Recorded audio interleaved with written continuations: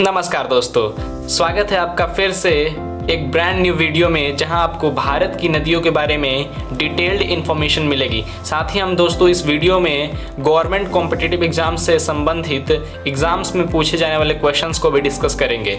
तो यदि आप किसी एग्जाम की तैयारी कर रहे हैं या फिर आप कोई स्टूडेंट हैं तो ये वीडियो आपके लिए काफ़ी हेल्पफुल होगी। दोस्तों हम इंडियन रिवर्स को मेनली दो पार्ट्स में डिफ्रेंशिएट कर सकते हैं।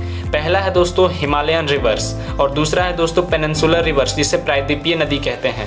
हिमालयन नदी वैसी नदियां होती हैं जो हिमालय की चोटी से निकलती हैं, और जो पेनिनसुलर रिवर्स होती हैं वो दक्षिण से निकलने वाली नदियां होती हैं, यानी वैसी नदियां जो साउथ इंडिया से निकलती हैं। बात करें अगर हिमालयन रिवर्स की, तो अपने स्क्रीन पे आप देख पा रहे होंगे कि जम्मू कश्मीर से लेके और नॉर्थ ईस्ट तक फैली होती हैं ये नदियाँ, और इसमें मेनली 3 नदी आती हैं। पहला है दोस्तों इंडस नदी, दूसरा गंगा नदी और तीसरा ब्रह्मपुत्र नदी। वहीं अगर बात करें प्रायद्वीपीय नदी की, जिसे हम अभी सेकंड पार्ट में डिस्कस करेंगे, उसमें आती हैं दोस्तों गोदावरी, कृष्णा, कावेरी और भी कुछ नदियां हैं। दोस्तों आगे बढ़ने से पहले आप क्लियर कर लें कि राइट में बंगाल की खाड़ी है और लेफ्ट में अरब सागर। इसे याद करने के लिए आप दोस्तों याद कर सकते हैं कि वेस्ट बंगाल, तो बंगाल और बे ऑफ बंगाल दोनों आपस में संबंधित है, तो आप इससे काफ़ी लंबे समय तक याद कर सकते हैं, वरना कई बच्चे कंफ्यूज कर जाते हैं। तो आइए वीडियो को शुरू करते हैं। नमस्कार दोस्तों, मेरा नाम है Roshan. Welcome to innovative ideas. तो दोस्तों सबसे पहले बात करते हैं इंडस नदी। इंडस नदी दोस्तों मानसरोवर से निकलती है, जो कि तिब्बत के काफ़ी नज़दीक है, और सिंधु नदी 3180 किलोमीटर लंबी है। दोस्तों कई बार क्वेश्चन पूछा जा चुका है एग्जाम में, इसे याद रखिएगा। अब बात करें इसके सहायक नदियाँ, यानी कौन कौन सी नदी सिंधु नदी की ट्रिब्यूटरीज होती हैं, तो इसे आप दोस्तों एक क्रमबद्ध तरीके से याद करिएगा। इसमें है दोस्तों सबसे पहली नदी झेलम, दूसरी चेनाब, तीसरी रावी, चौथी ब्यास और 5वीं सतलज। फिर से दोस्तों बहुत बार पूछा जा चुका है कॉम्पिटिटिव एग्जाम्स में कि झेलम, चिनाब, रावी, ब्यास और सतलज को इंक्रीजिंग या डिक्रीजिंग ऑर्डर में अरेंज करिए। तो आप इसे अच्छे से रिमेंबर कर लें, ये आपके लिए काफ़ी इम्पोर्टेंट होगा। और यदि वीडियो पसंद आया तो वीडियो को सब्सक्राइब भी कर लें। ओके, सो आगे अगर बढ़ें तो दोस्तों आप ये के लिए मैप है कि ये जो नदियाँ हैं वो इंडिया और पाकिस्तान से होते हुए कौन से सागर में जाकर गिर जाती हैं, तो आप ध्यान रखिएगा अरब सागर यानी अरेबियन सी में जाकर ये गिर जाती हैं। दोस्तों एक इम्पॉर्टेंट चीज़ जो कि आपके एग्जाम्स में पूछा जा सकता है वो है 1960 का ट्रीटी।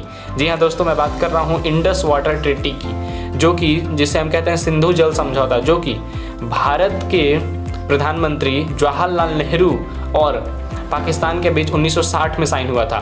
दोस्तों इस समझौते के मुताबिक झेलम, चिनाब और सिंधु नदी का जो 80% वाटर है, 80% जो वाटर है उसका कंजप्शन करेगा पाकिस्तान, और जो 20% पानी बच गया वो यूज़ करेगा इंडिया।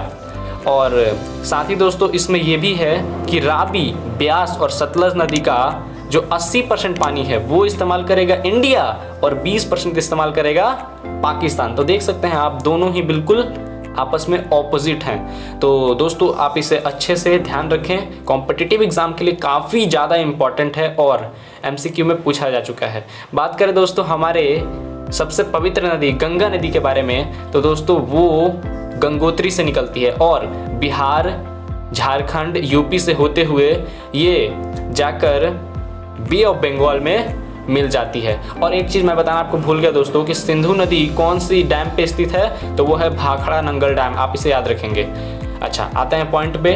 गंगा नदी की लंबाई है दोस्तों 25 यानी 2525 किलोमीटर। याद करना आसान है। ओके, नाउ गंगा नदी मिल जाती है बे ऑफ बंगाल में, लेकिन कौन सी नदी गंगा नदी की सहायक नदी है यानी ट्रिब्यूटरी है? जी हाँ दोस्तों, आप ठीक सोच रहे हैं, वो है यमुना नदी। दोस्तों बात करें अगर यमुना नदी की, तो यमुना नदी मिल जाती है यूपी में गंगा से, और ये कहाँ पे मिलती है? तो दोस्तों ये मिलती है इलाहाबाद में, जिसका अभी नाम चेंज करके प्रयागराज कर दिया गया है। तो आप इसे याद रखेंगे, योगी नाथ की सरकार में इसका नाम चेंज करके इलाहाबाद से प्रयागराज कर दिया गया है। और जब ये दोनों नदियाँ आपस में मिल जाती हैं तो बिहार, यूपी और बंगाल से होते हुए ये जाती हैं वेस्ट बंगाल में जाके मिल जाती हैं। और आप याद रखेंगे कि यमुना की लंबाई लगभग है 1310 किलोमीटर्स। यमुना के अलावा अगर बात करें तो कुछ नदियां जैसे कि कोसी, गोमती भी गंगा की सहायक नदियां हैं, यानी ट्रिब्यूटरी। बात करेंगे दोस्तों ब्रह्मपुत्र नदी की, तो ब्रह्मपुत्र नदी में सबसे पहले मानसरोवर से ये ओरिजिनेट करती है, ओरिजिन पॉइंट है। और इसको चाइना में सांगपो कहते हैं या सापो, ओके। और इसकी पूरी लंबाई है दोस्तों 2900 किलोमीटर, तो काफ़ी ज़्यादा लंबी है, गंगा से भी लंबी है। लेकिन इसका बहुत ही बड़ा पोर्शन यानी हिस्सा चाइना में रह जाता है और इसका इंडिया में केवल 915 किलोमीटर लंबा हिस्सा ही रह पाता है। और आपसे ये भी पूछा जा सकता है कि जो ब्रह्मपुत्र नदी है उसे चाइना में क्या कहते हैं, तो उसे कहते हैं सांगपो। इंडिया में क्या कहते हैं, ब्रह्मपुत्र। और बात करें अगर बांग्लादेश की तो वहाँ पे दोस्तों इसको कहते हैं जमुना। दोस्तों इसको यमुना से कंफ्यूज मत करिएगा, इसे कहते हैं जमुना। और जब गंगा नदी और ब्रह्मपुत्र नदी आपस में मिलती हैं तो ये दोस्तों वर्ल्ड के one of the largest delta का निर्माण करती हैं। क्या आप मुझे उसका नाम बता सकते हैं? यदि आपको इसका आंसर पता है तो कमेंट सेक्शन में आंसर करिए, और जिसने भी सही आंसर दिया होगा मैं उसको हार्ट दे दूंगा ताकि लोगों को भी पता चल सके कि आंसर क्या है। बाय द वे बात करें अगर गंगा नदी और ब्रह्मपुत्र की, तो जब वो मिलते हैं वेस्ट बंगाल के पास में तो जानते हैं दोस्तों एक इसका स्पेशल नाम दिया जाता है और वो नाम है मेघना। बहुत बार दोस्तों कॉम्पिटिटिव एग्जाम्स में रिपीट हो चुका है क्वेश्चन, आप इसे अच्छे से याद कर लें। मेघना नदी क्या है? मेघना नदी गंगा और ब्रह्मपुत्र के संगम से बनती है, और जब मेघना बनती है तो कुछ आगे जाकर ये दोस्तों वर्ल्ड के सबसे बड़े डेल्टा का निर्माण करती है। उम्मीद है आपने आंसर दे दिया होगा कमेंट सेक्शन में। और इस डेल्टा का नाम है दोस्तों